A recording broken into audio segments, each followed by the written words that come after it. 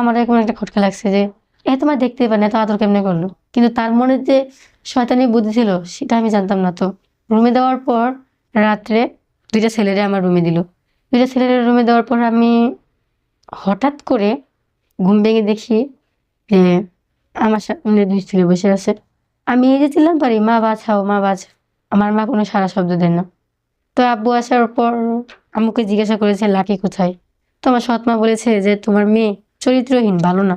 কোন ছেলের সাথে আমার নাম হচ্ছে তানজিনা ইসলাম, দেশের বাড়ি গাজীপুর। তো আমার আম্মু আমাকে 7 বছর রেখে মারা যায়। মারা যাওয়ার পরে আমি মা যেন কান্না করি, কিছু করি না, চুপচাপ থাকি। তখন আমার আব্বুর একটা বিয়ে করে, সবাই বলে আমার আব্বু বিয়ে করতে চায় না। তারপর সবাই বলে বিয়ে করতে, শুধুমাত্র আমার জন্য, যাতে আমার একটু আদরে রাখতে পারে, আমি যেন একটু ভালো মানুষ হতে পারি। তো আব্বু, আমার দাদা দাদি, আমার চাচারা, জেঠুরা মিলে আমার আব্বুকে একটা মেয়ে দেখে বিয়ে করায়। তো বিয়ে করায় তাকে দেখে আমার পছন্দ, আমি মনে করছি যে আমার আম্মুই চলে আসছে। তা ভেবে তাকে আমি জড়িয়ে ধরি যে আমার আম্মু আসছে, আমার আম্মু আসছে। আমি তো বুঝতাম না যে কোনটা সৎ মা আর কোনটা আসল মা। মা জন্য কষ্ট লাগতো তাই বলতাম আমার আম্মু আসছে, আমার আম্মু আসছে। এটা বলে কাছে গেছি, সে আদর করেছে, জড়ায় ধরছে, চুমু খেয়েছে। তো আমার নাম জিজ্ঞাসা করছে, পরে আমি বলছি, পরে বলছে যে সে আমার আম্মু। তো আমি তাই বুঝি যে সে আমার আম্মু। তো এমনি করা যায়। কয়েকদিন গেল, অনেক আদর করে, অনেক ভালোবাসে। মনে হয় যে নিজের মায়ের কথা মনেই পড়ে না। আমার মনে হয় যে আমি আপন মা খুঁজে পাইছি। সৎ মা বোঝা যায় না। তো হঠাৎ করে আব্বু বাহিরে চলে যাবে, একটা আসে, ভিসা আসে, সে বাইরে চলে যাবে। তো সুমকা আব্বু আমার আম্মুর হাতে আমাকে দিয়ে বলে, সুমকা আমার 10 বছর। আব্বু আম্মুর হাতে দিয়ে বলে যে তুমি আমার মেয়েটাকে কখনো কষ্ট দিও না। আর আম্মু বলে যে ও তো আমারও মেয়ে, ওকে আমি কষ্ট দিব কিভাবে। সেটা ভেবে আমার আব্বু অনেক খুশি হয়। আব্বু তো ভাবে যে না, আমার মেয়েটাকে অনেক সুখে রাখবে।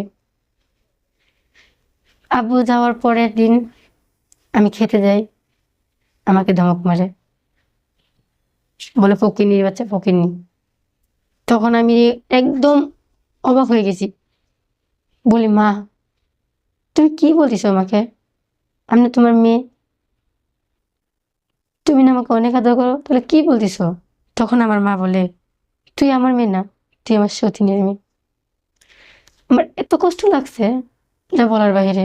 আমি ভাবছিলাম যে আমার মা পাইছি, কিন্তু মা যে এভাবে পরিবর্তন হয়ে যাবে সেটা আমি কল্পনা করতে পারিনি। তখন আমি বুঝি, তো আমার না দিয়ে ঘাট ধাক্কা দিয়ে বের করে দিল। আমি কি করছি, কান্না করতে করতে আমার মার কবরের পাশে বসে আমি কান্না করছি। বলি মা, তুমি তো চলে গেলা আমার একা রেখা, আব্বু চলে গেল, আমি কি করবো একা, আমার নিয়ে যেতে। তো এমনি সারাদিন যায়, বিকাল যায়, সারাদিন খাওয়া নাই, কিছু নাই, কষ্ট লাগে। তারপর আবার বাড়ি সাই যায়, আম্মু বাদ দাও, খিদা লাগছে, খামু। কয় কাজ করছস? আমারে দিয়ে আমার আম্মু সব কাজ করতো, রান্না বান্না সব। আমার আব্বু যদি খবর নিত, তে বলতো যে না, মেয়ে ভালো আছে, তাকে আদরে রেখেছি। যখন আমার আব্বু ভিডিও কল দিত, তখন মানে তার আদরের অভাব পড়তো না। সে আমাকে এত আদর করে যা বলার বাহিরে। আমার আব্বু ফোনটা কাটতো, আমার আদর শেষ হয়ে যেত।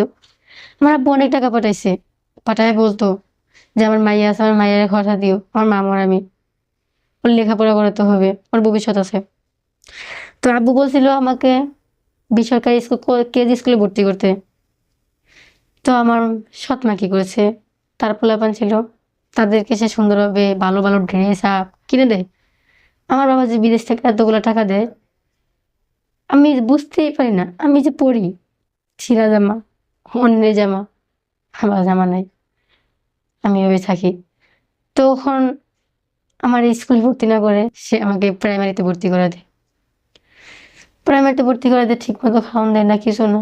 তারপরে কষ্ট করে লেখাপড়া করি, যে আমার বাবার ইচ্ছা লেখাপড়া করবো, অনেক বড় হবো। আমার বাবা তো জানে না, বাবা তো আসবে। তো এইভাবে আমি সব কষ্ট সহ্য করে নিই। স্কুলে যাই, স্কুলে যাওয়ার আগে কাজ কাম সবকিছু করে রান্নাবাড়া করে সবাইকে খাওয়িয়ে তারপর আমি খাই। তারপর আমাকে অত্যাচার করে, অনেক জ্বালাতন করে, যা বলার বাহিরে। তো তারপরেও কি কম, কপালে যদি আল্লাহ সুখ না দেয় তার কিছু করার নেই। যা দেয় তাই খাই, যা ড্রেস দেয় তাই পরি। তারপর আমি ওরে মা বলে ডাকি। আমাকে একটু আদর করে না কেন, ওর কি একটু মায়া হয় না? তো হঠাৎ করে একদিন আমি যুবতী হয়েছি, বাট আমি ক্লাস 7-এ 6 থেকে 7-এ উঠছি। তখন আমি আমার রুমে একা শুয়ে আছি। আমি তো একা রুমে শুই, আমার রুমে কেউ আসে না, আমার রুমে কোনো জিনিস নেই। মানে আমি যেভাবে ঘুমাই, একটা গরিব মানুষও সেভাবে ঘুমায় না। তো হঠাৎ করে সে অনেক আদর করতেছে, অনেক আপ্যায়ন করতেছে। আমি ভাবলাম যে কি সম্ভব বাবা, কি ঘটনা হঠাৎ করে। বুঝেই তো যে যে মানুষটা কখনোই তারা দেখতে না পারে, সেই মানুষটা যদি হঠাৎ করে তাকে এত আদর করে, এত ভালোবাসে, তাহলে একটা তো যে সমস্যা হয়, খটকা লাগে। তো আমার এখন একটা খটকা লাগছে যে এ তোমার দেখতেই পারে না, এত আদর কেমনে করলো। কিন্তু তার মনে যে শয়তানি বুদ্ধি ছিল সেটা আমি জানতাম না। তো তো আমাকে অনেক আদর করে খাইয়ে দিল, খাইয়ে দিয়ে আমার রুমে দিল। রুমে দেওয়ার পর রাত্রে 2টা ছেলেরে আমার রুমে দিল। 2টা ছেলেরে রুমে দেওয়ার পর আমি হঠাৎ করে ঘুম ভেঙে দেখি যে আমার সামনে 2 ছেলে বসে আছে। আমি এই যে চিল্লাম পারি, মা বাঁচাও, মা বাঁচাও, আমার মা কোনো সাড়া শব্দ দেয় না। তখন আমি আর কি করবো, পরে ওই ছেলেগুলো ধাক্কা দিয়া ফালাই দিয়া আমি চলে যাই দৌড় দিয়ে। আমি আর আসি না। তো চলে যাই। ওদিনকে আবার আব্বু আসতেছিল। তো রাত্রে সারা রাত্রে আমি কোথায় যাবো, আমি একটা মেয়ে মানুষ, ছেলেরাও আমাকে তাড়া নিছে। পরে কোনো এক জায়গায় ভয়ে ভয়ে কাটাইছি। সকালবেলা শুনি আব্বু এসে। তো আব্বু আসার পর আম্মুকে জিজ্ঞাসা করেছে লাকি কোথায়। তো আমার সৎ মা বলেছে যে তোমার মেয়ে চরিত্রহীন, ভালো না, কোন ছেলের সাথে কোথায় চলে গেছে। তোমার আব্বু বলে যে আমার মাইয়া এরকম না। তারপর রাস্তায় আব্বু একদিন বের হয়েছে, তখন আব্বুর সাথে আমার দেখা হয়েছে। পরে আব্বুর দেখে আমি কান্না করে দিছি। পরে আব্বুর সাথে সব বললাম, আব্বু শুনলো। পরে আমার সৎ মায়ের সব জিজ্ঞাসা করলো, সেও সব সত্যি কথা প্রকাশ করলো।